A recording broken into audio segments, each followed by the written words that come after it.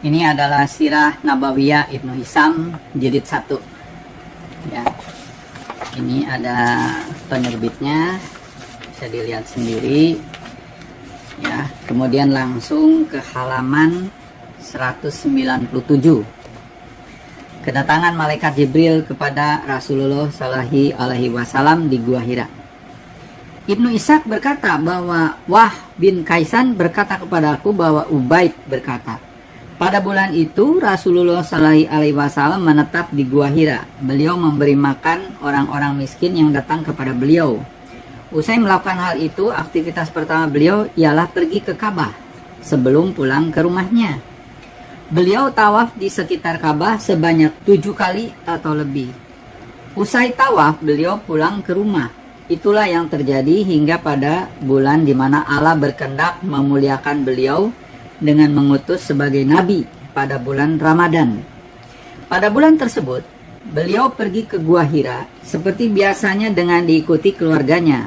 Pada suatu malam, Allah memuliakan beliau dengan memberi risalah dan merahmati hamba-hambanya dengan beliau.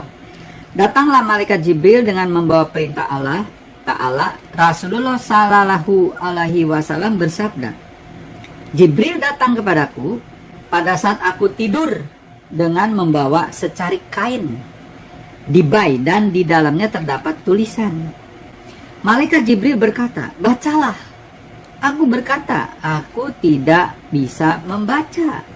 Malaikat Jibril mencekik leherku dengan kain dibai tersebut hingga aku merasa seolah-olah sudah mati. Kemudian ia melepas cekikannya dan berkata, bacalah. Aku menjawab, apa yang harus aku baca? Malaikat Jibril kembali mencekik leherku dengan kain dibai tersebut hingga aku merasa seolah-olah sudah mati. Kemudian ia melepas cekikannya dan berkata, bacalah. Aku berkata, apa yang harus aku baca? Jibril kembali mencekik leherku dengan kain dibai tersebut hingga aku merasa seolah-olah sudah mati.